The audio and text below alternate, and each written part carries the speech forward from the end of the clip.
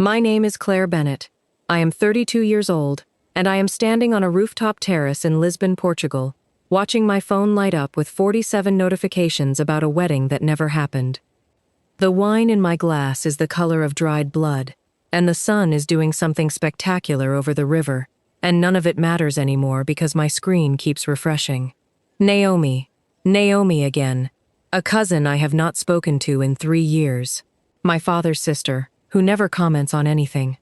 I open the first message. It is a screenshot. My sister Whitney, in a dress I would know with my eyes closed, standing in a field of white flowers I never chose, captioned, "She said yes to forever, and my sister gave me the most beautiful gift I could have asked for. Thank you, Claire, for trusting me with this." I read it twice. The dress in that photograph is not a similar dress. It is not inspired by. It is not an homage. It is the dress. Elena Marchetti stitched 42 individual pearls along the bodice by hand, and I watched her do the last 3 myself, in her studio, 11 months ago, 3 weeks before the wedding that did not happen. I set my glass down on the ledge, and I notice my hand is steady. That surprises me more than the photograph does. I had packed that dress into a garment bag myself. I had zipped it shut myself, in the guest room closet of my own house, and I had not opened that bag once in 11 months. I did not need to. I knew exactly what was inside it, and exactly what it had cost me to stop looking. My phone buzzes again. A woman I met once, at a work conference, has liked the post and commented 3 heart emojis. Then a second comment, from an account I do not recognize. "This is the kind of sister bond I wish I had." I almost laugh at that one. I do not. The conference I am attending is 3 days into a 5-day schedule, and I am scheduled to give a presentation on adaptive reuse in historic commercial districts at 9 o'clock tomorrow morning, to a room of people who have no idea any of this is happening. I think, briefly, about how strange it is that a life can split cleanly in half like this. One half a professional woman on a rooftop with a glass of Portuguese wine, the other half a woman whose face is going numb around her own jaw. I do not know yet what my sister told the photographer, or what she told our mother, or what she told her own fiancé's family, who are the kind of family that reads engagement announcements the way other people read stock reports. I do not know yet that a boutique 30 feet from my old apartment has a signature on file that is not mine, notarized by a man who has never met me. I do not know yet that a blog will pay my sister $1,800 to describe my broken engagement as a generous gift. I do not know any of it yet. Standing on that rooftop with a glass of wine, going warm in my hand, and 47 notifications turning into 48, then 51, then a number I stopped tracking. I only know the dress in that photograph belongs to me, and my sister told the internet I gave it away. I do not call her that night. I do not call my mother, either. I finish the wine, slowly, watching the river turn from gold to gray, and I go back inside to prepare a presentation about buildings that survive being repurposed against their original intention, which strikes me, even then, as an uncomfortably specific kind of joke. Before I tell you what happened after that phone buzzed for the 51st time, tell me what time it is where you are. Where are you watching from? What's the weather like tonight? I am curious how far this story is going to travel before it is finished, because it traveled a great deal farther than either of us expected before it was over. My sister's name is Whitney Bennett, and for most of our lives, my family treated her mistakes like weather no one could control, and treated my patience like a chore I owed them without complaint. I was 3 years older, which in my family meant I was the one who was supposed to already understand things, how to share, how to forgive, how to absorb whatever needed absorbing so the household could keep functioning without friction. Whitney was the one things happened to. I was the one things were expected of. When Whitney was 19, she asked to borrow my car for a weekend trip to Tybee Island. She returned it 4 days later, with the front bumper wrapped in duct tape, and a story about a deer that none of the body shop technicians believed for a second. The repair cost $6,200. My mother, Diane Bennett, told me over dinner that I should let it go because Whitney was still finding her footing, and I remember setting my fork down and asking, quietly, who was supposed to help me find mine. She never repaid me, and nobody expected her to. I did not raise the subject again, because raising it made me the difficult one, And being the difficult one in my family carried its own quiet penalty. Fewer phone calls, shorter visits, a chill at holidays that lasted exactly as long as the disagreement did. At 24, Whitney needed $4,000 to launch a candle business she had researched for exactly 6 weeks. I gave it to her from my savings account, the one earmarked for a kitchen renovation I had been planning for 2 years. The candle business folded in 5 months. The $4,000 folded with it, and so, quietly, did the renovation. At 26, my grandmother left me a modest inheritance, $12,000, specifically named as mine in the will, in the kind of language lawyers use when they want to prevent exactly the situation I found myself in 2 years later. Whitney asked to hold on to $3,000 of it for a security deposit on an apartment she was moving into with a boyfriend our parents did not particularly like. When I asked for it back, 18 months later, my mother told me I was being petty over a number, as though the number belonged to the conversation, and not to me.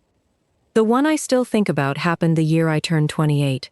Whitney was between jobs, and our mother asked me to cover Whitney's portion of a family trip to see our grandmother, who was, by then, in declining health.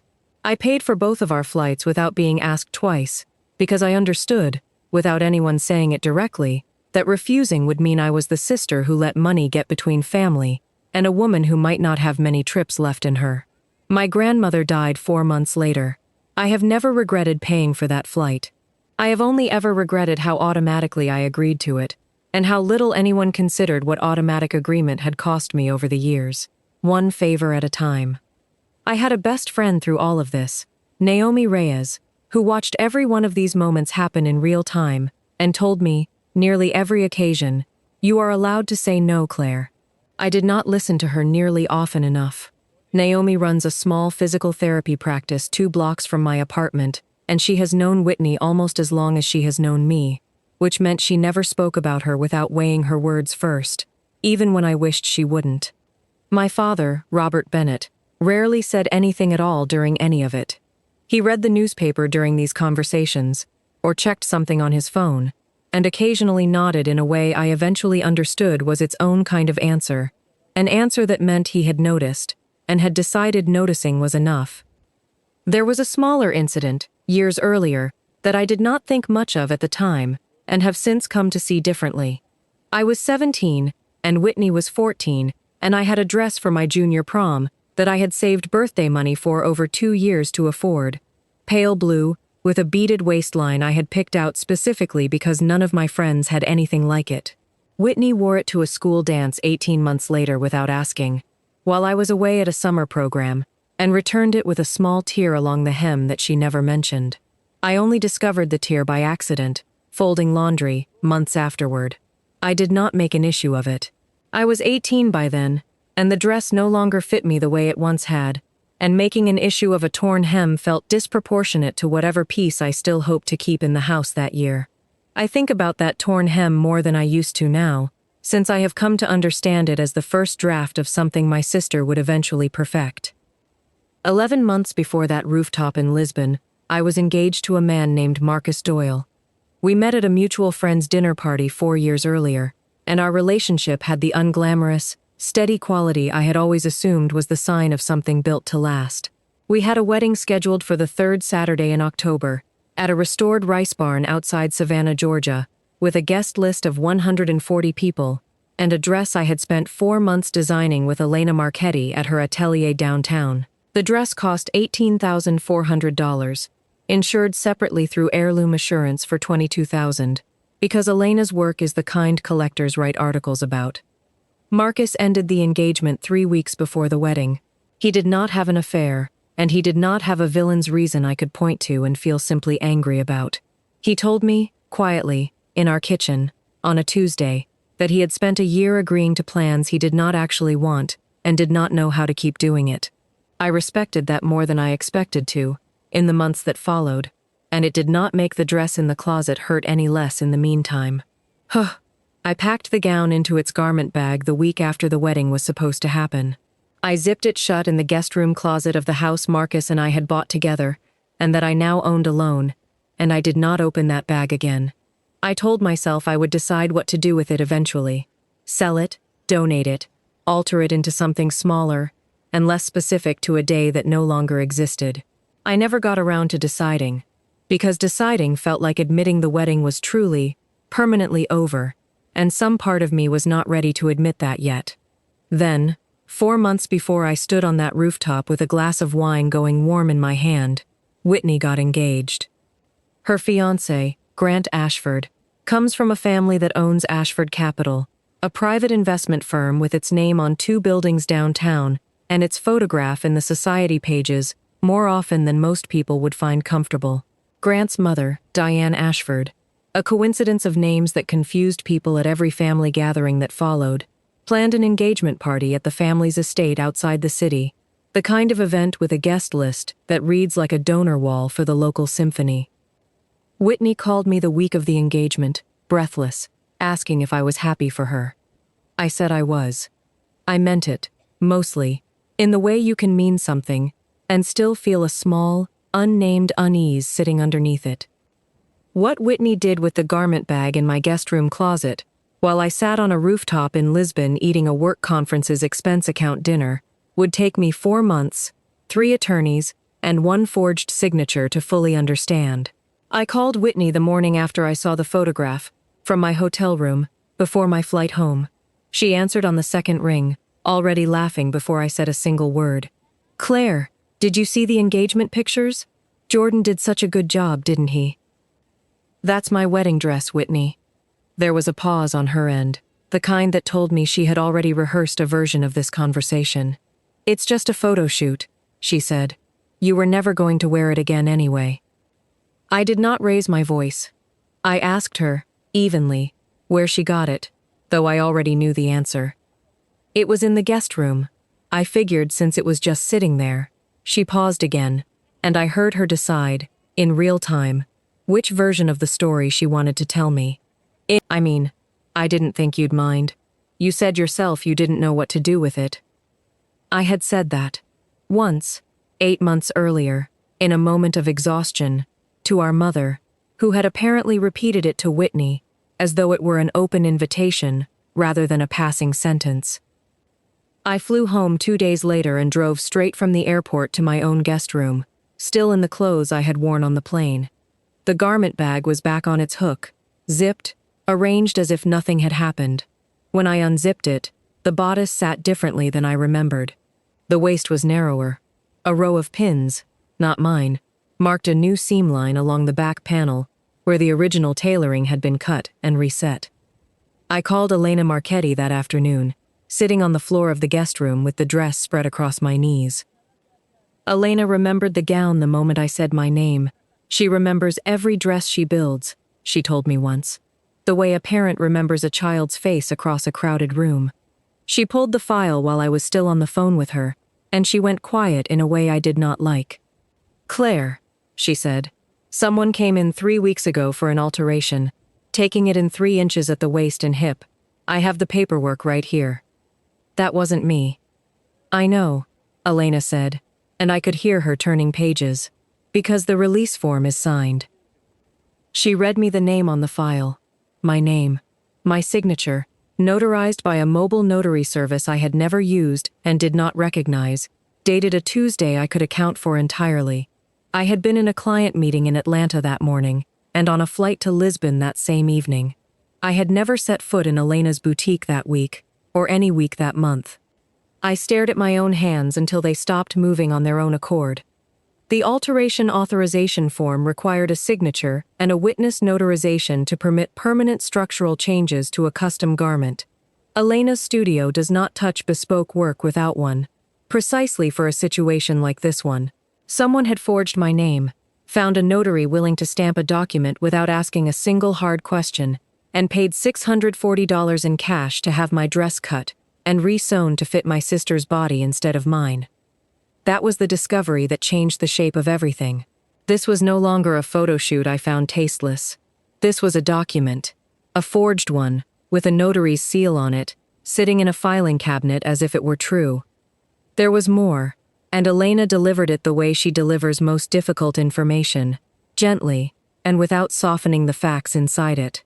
She mentioned, almost as an afterthought, that a photographer named Jordan Pierce had called the boutique the week before the alteration, asking to confirm the gown's designer name and provenance for a feature piece. I found the piece within the hour, once I knew what to search for. A sponsored post on a bridal lifestyle blog called Southern Bride Weekly, $1,800 paid to Whitney directly for styling and access. The caption describing the gown as a treasured piece, passed down generously within the family, from one bride to the next. I read that sentence 4 times. My own broken engagement, repackaged as a tradition. I called Naomi first, because Naomi has never once told me to calm down, when calming down was not the useful response. She listened to the entire account without interrupting, which she almost never manages to do, and then she said, "You need a lawyer before you need a conversation with her." She was right, and I knew she was right the moment she said it. I called Priya Shah, an attorney Naomi had used for a business dispute 2 years earlier, and I laid out everything on a single phone call: the forged signature, the mobile notary, the $640 in cash, the sponsored blog post, the caption calling my broken engagement's dress a gift to 100,000 strangers on the internet. Priya asked me one question before anything else. "Do you want to handle this quietly, Claire, or do you want it documented?" I told her I wanted every piece of paper that existed with my name forged onto it, copied, verified, and out of anyone else's hands before another week passed. 2 days later, while Priya was still gathering the first documents, Whitney sent me a message with 3 numbered demands, which I still have saved exactly as she wrote them. 1. Post something on your own account confirming it was a gift, so people stop asking me questions about it. 2. Don't come to the engagement party. You'll make things weird with Grant's family, and this is supposed to be my night. 3. Sign the boutique's transfer paperwork officially, since Diane Ashford has started asking about family heirlooms, and I want it documented properly as mine.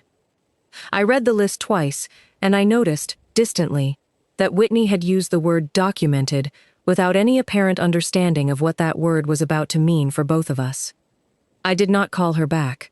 I called Priya Shah instead, and I told her I was done reacting to my sister on her timeline and ready to start building a record on mine. Priya moved fast, and so did I. Within 2 days, Priya sent Elena's boutique a formal preservation letter, requesting every document, receipt, and internal note connected to the alteration be retained and copied before anything could be altered, misplaced, or conveniently lost. Elena, who had never liked being lied to inside her own studio, complied within the hour and added a signed note of her own to the file, confirming she had not personally witnessed my signature at any point. I paid $1,200 for a forensic document examiner to compare the notarized signature against 3 verified samples of mine: my passport renewal from the previous year, a mortgage refinancing document, and a client contract signed the same month the alteration form claimed I had signed something else entirely. The report came back unambiguous. Different pressure points along the downstroke, different letter formation on the capital C, different pen lift patterns between the first and last name. 2 different hands had produced 2 different signatures, and only one of them was mine. I filed a police report for forgery the following morning, at a precinct I had never had reason to visit before. A detective named Wallace took my statement, reviewed the forensic report page by page, and told me the file would move to the fraud division, though he was careful to note, without unkindness, that family forgery cases often resolve civilly rather than criminally, since prosecutors weigh the likelihood of conviction against the emotional cost to families who eventually have to sit across from each other at holidays again. I told him I understood. I had already stopped expecting Whitney to face a courtroom over this. I wanted the record to exist regardless of where it ended. Priya sent a cease and desist letter to Jordan Pierce and to Southern Bride Weekly, citing unauthorized commercial use of my name and my property without consent, and requesting immediate removal of the sponsored post. The blog pulled it within 48 hours, quietly, without any public comment. Jordan emailed me directly 2 days after that, apologizing, explaining that Whitney had told him she had full permission, in writing, from her sister. He forwarded me the exact message thread where she had told him precisely that, time-stamped 3 weeks before the wedding dress was ever altered. I did not respond to Whitney's texts during any of this. There were several, most of them variations of "call me back," and one voicemail, 4 minutes long, where her voice cracked halfway through and she said, "I don't understand why you're making this into a whole thing. It's not that serious, Claire."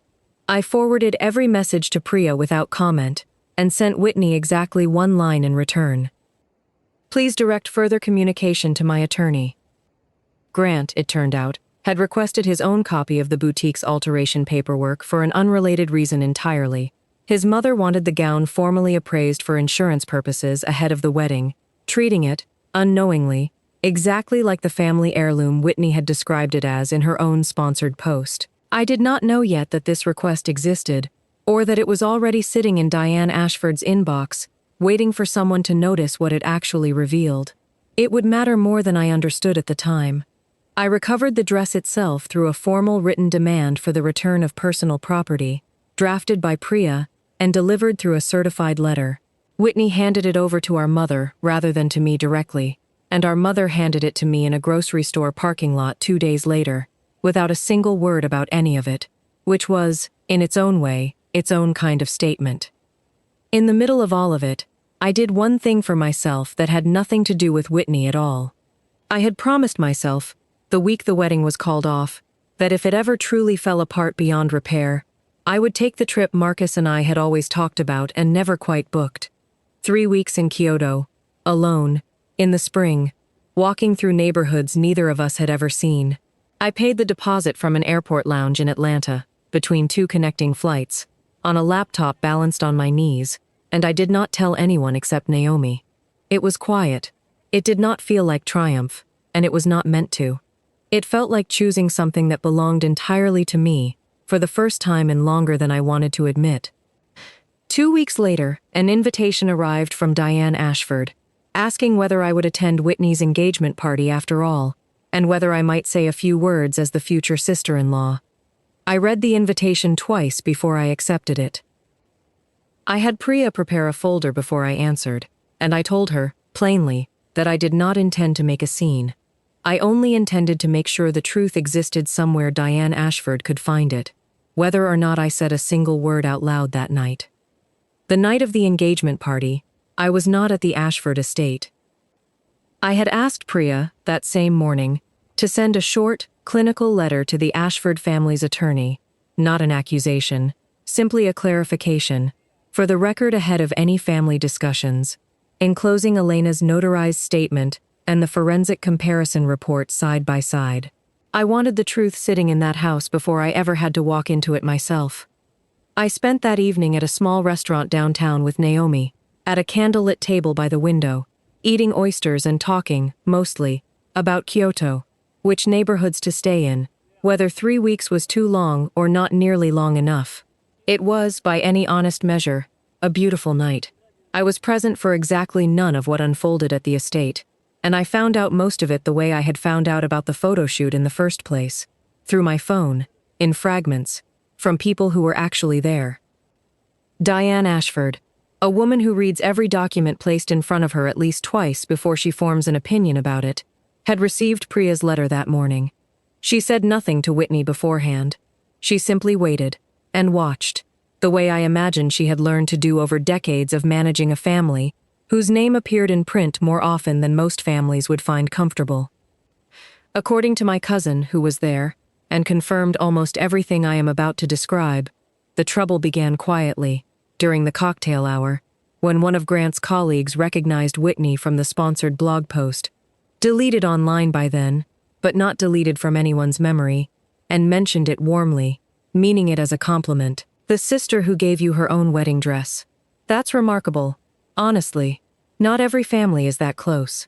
Diane, standing near enough to hear it, asked Whitney, pleasantly, whether the appraisal paperwork Grant had requested for insurance purposes might finally clear up which version of the gown's history was the accurate one, since she had noticed 2 different accounts circulating. Whitney laughed it off, the way she has laughed off difficult questions her entire life. Diane did not laugh with her. Grant, standing beside his mother, mentioned, casually, not yet understanding what he was holding in his hand, that the signature on the alteration release form did not resemble the one on an old catering deposit from my original wedding, which his mother had, coincidentally, also kept on file from an earlier vendor conversation, months before any of this began. He had noticed the difference himself, out of idle curiosity, the way you notice a typo in a document you are not actually reading closely. That was the moment, my cousin told me. The room did not go silent immediately. It took Whitney's next sentence to do that. "It's not a big deal," Whitney said, loud enough by then that 3 separate guests repeated the line back to me later, in nearly identical wording, as though she had delivered it to the entire room, rather than to her own future mother-in-law. She was never going to wear it again anyway. I was the one who actually deserved it. I'm the one getting married. Diane Ashford set her wine glass down on the table beside her without drinking from it. Grant's face, according to 2 separate accounts I received that same week, went visibly, completely white. A woman standing near the dessert table, someone I have never met, said, "Oh," out loud, the way people do when they realize they have overheard something they were not supposed to. Nobody at that party had accused Whitney of anything yet. She had accused herself, in one unguarded sentence, in front of the one family whose approval she had spent 4 months carefully curating a photograph-worthy version of herself to earn. I found out over a text message from my cousin at 9:47 that evening, while Naomi and I were splitting a creme brulee between 2 spoons at our little table by the window. I read it once, set my phone face down beside my water glass, and finished the dessert before I read the second message that followed it. The second message said that Diane Ashford had asked, quite calmly, for the party's small string quartet to take an early break, and had asked Grant and Whitney to join her privately in the estate's library for 15 minutes. Nobody at the party learned exactly what was said inside that room. Whitney came out afterward with her makeup carefully repaired and a smile that, according to my cousin, did not reach anywhere near her eyes. I was not there to see any of it happen. I was 3 miles away, in candlelight, splitting a dessert with the person who had spent years telling me I was allowed to say no. My cousin sent one more message before the night ended, closer to 11 o'clock, describing the drive home. Whitney silent in the passenger seat of Grant's car, according to a valet who mentioned it to someone who mentioned it to someone else. The way these things travel through a family faster than any official account ever could. Grant did not raise his voice at any point that anyone witnessed. He did not need to. My cousin said the 2 of them simply left 30 minutes earlier than the party's planned end, without the customary round of goodbyes to the remaining guests, and that Diane Ashford stayed behind another hour, composed, thanking people for coming as though nothing unusual had occurred at all. I did not orchestrate that library conversation, and I want to be honest about that. I sent one letter, that morning, containing only verified facts. Everything that happened after it left my hands belonged entirely to the people in that room, and to the sentence my sister chose to say out loud in front of them. The consequences arrived slowly, the way real ones usually do, without the tidy immediacy people expect from a single dramatic evening. Whitney was never criminally charged.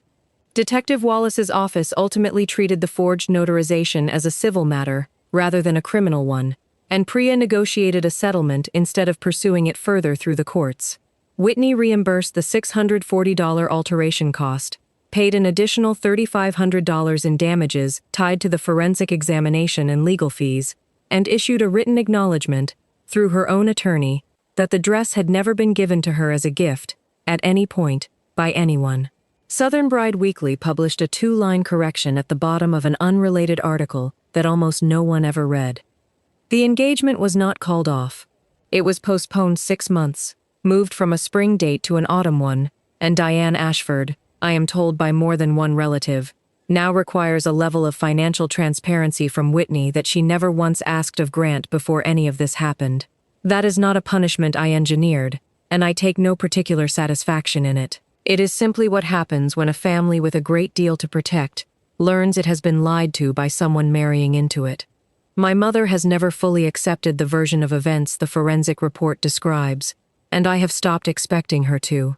When I told her about the settlement, months later, over the phone, she said, "You always did have to make everything so difficult, Claire," in the same tone she had used about the totaled car, and the $4,000, and the $12,000 inheritance. as though I were the recurring problem in a story that kept somehow finding new shapes. I did not argue with her. Some doors do not close cleanly, no matter how much documentation exists on the other side of them, and I have stopped waiting for hers to. I did not go to Kyoto for 3 weeks. I went for 6, and somewhere in the 3rd week, Naomi forwarded me a job listing from an architecture firm's Tokyo office, half as a joke, and I applied anyway, and I stayed considerably longer than either of us expected. I still own the gown. I had it altered back to its original measurements, not because I have any intention of wearing it again, but because I refuse to let the last version of it in existence be one my sister built out of a forged signature and a caption written for strangers.